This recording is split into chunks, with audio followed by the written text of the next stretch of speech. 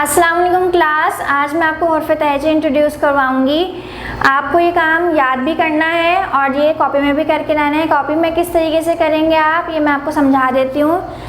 यह हमारा बोर्ड जो है वो चौड़ाई में बड़ा है, इस वजह से हमने यहाँ पे 6 कॉलम्स बना दिए हैं। आपको अपनी कॉपी के पेज पे सिर्फ 4 कॉलम्स बनाना है क्योंकि वो पेज छोटा है।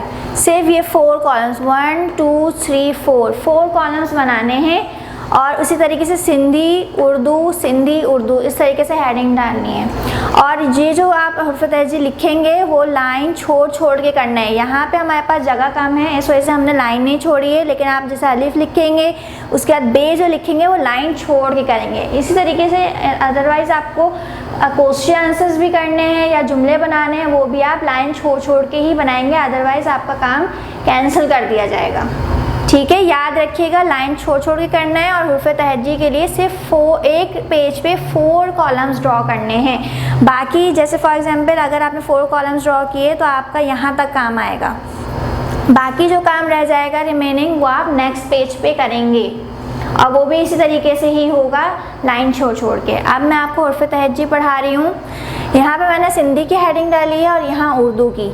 यहाँ पे सिंधी के लेटर्स लिख रही हूँ मैं, जो कि आप अपने बुक में पढ़ेंगे और लिखेंगे कॉपी में।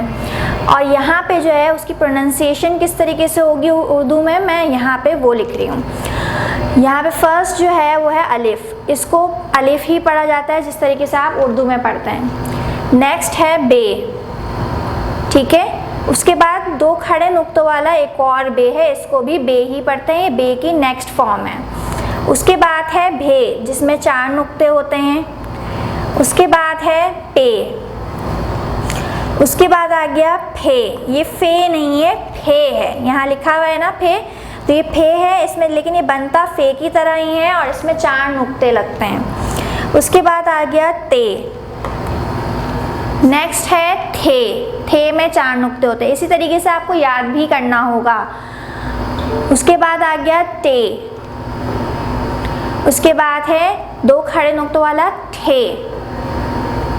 फिर आ जाएगा से। फिर आएंगे 3 फॉर्म्स आएंगी जीम की। एक जीम सिंपल है, उसके बाद 2 खड़े नुक्तों वाला जीम है। यहाँ पे मैंने जहाँ पे डैश डाला है इसका मतलब यही है कि जैसे कि ऊपर दिया हुआ है वैसे ही इसकी प्रोनाउंसिएशन भी एग्जैक्ट सेम वही है। उसके बाद भी जीम ही है। उसके बाद आ जाए यहाँ पे है झीम, सिंधी में ऐसे लिखेंगे और उर्दू में प्रोनाउंसिएशन ऐसे होगी। उसके बाद है चे। फिर उसके बाद है छे में 4 नुक्ते आएंगे। फिर आएगा हे। फिर आ जाएगा खे। फिर आएगा दाल। उसके बाद 2 नुक्तों वाला धाल। दाल, इसके नीचे 1 नुक्ता आएगा। फिर जो 2 नुक्ते वाला होगा जिसके नीचे 2 नुक्ते होंगे वो कहलाएगा ढाल। उसके बाद ऊपर उल्टे 3 नुक्ते आएंगे, ये भी ढाल ही है, ये दोनों ढाल की फॉर्म्स हैं। उसके बाद आ गया जाल। फिर आ गया रे। अब देखिए रे और दाल में कितना फ़र्क है, यानी दाल इसमें और रे में कितना फ़र्क है, तो ये फ़र्क वाज़ेह होना चाहिए। रे की जो लाइन है वो सीधी होगी बिल्कुल, जबकि जाल की जो है वो कर्व हुई हुई होगी। ये आप इस बात का ख्याल रखिएगा लिखते हुए। उसके बाद है रे भी रे की तरह ही बनता है, सीधी लाइन आती है पहले और फिर जो है एक लाइन टेढ़ी जाएगी, लेकिन दाल में जो है ये कर्व है। रे के 4 नुक्ते आएंगे। जे नॉर्मल जैसे उर्दू में जे बनता है ये वैसे ही बनेगा। सीन, शीन, स्वाद। अब ये देखिए स्वाद का जिस तरीके से ये बनाया हुआ है बिल्कुल इस तरीके से बनाइएगा, ये गैप नहीं आना चाहिए इसमें। द्वाद, तोए, जोए, ऐन, गाइन, फे, काफ। अब ये देखिए काफ किस तरीके से बना हुआ है।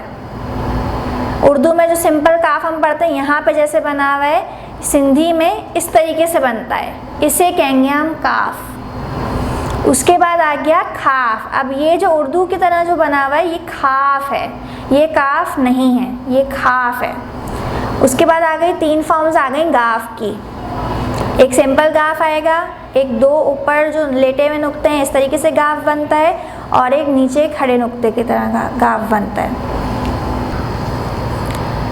घाफ, लाम, मीम। अभी देखिए मीम इस तरीके से हम उर्दू में बनाते हैं, यहाँ पे आधा बनता है।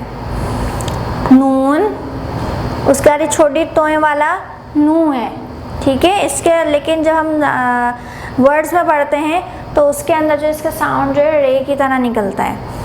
वाव, हे, हमज़ा, हमज़ा के नीचे 2 खड़े ज़बर हैं, हमज़ा, या।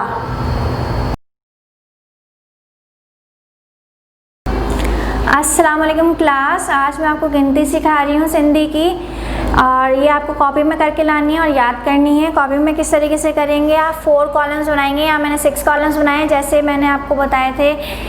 हुर्फ़ तहज्जी जिस तरीके से करना है एग्जैक्टली वैसे ही ये भी करने हैं। इसके भी 4 कॉलम्स बनेंगे, हिंसो सिंधी के, और लाइन छोड़ के करना है आपको काम। मैंने बताया था ना सिंधी का तमाम काम आप लाइन छोड़ के ही करेंगे।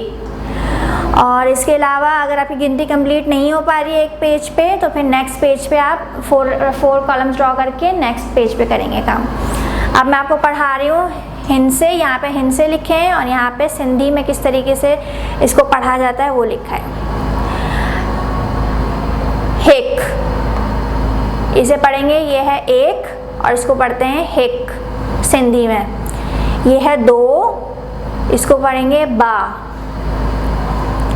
3 टई, 4 सिंधी में भी 4 ही पढ़ते हैं। 5 पंज, 6 6, 7 सत, 8 8, 9 9, 10 ढा, 11 यारहन, 12 बारहन, 13 तेरहन, 14 चौढ़न। अब देखिए 4 किस तरीके से बना हुआ है, पहले आधा आइन बना है और फिर सीधी लाइन है। इसी तरीके से 14 में भी 4 आएगा तो आइन की तरह आधा आइन बनाएंगे और सीधी लाइन खींचेंगे, चौढ़न। 15 पंद्रहन, 16 सोलहन। अब इसका ध्यान रखें जो 2 है वो सीधी तरफ मुड़ा हुआ है और जो 6 है, देखिए यहाँ पे 6 वो उल्टी तरफ मुड़ा हुआ है। इसका ध्यान रखिएगा, ये मिक्सअप नहीं होना चाहिए। 16 सोलहन, 17 सतरहन, 18 अड़हन। अब देखिए यहाँ पे जो V की तरह बना हुआ है तो ये 7 है, और ये उल्टा जो बना हुआ है ये 8 है। ये 7 है और ये उल्टी तरफ जो बना हुआ है ये 8 है। इसको मिक्सअप हरगिज़ नहीं करिएगा।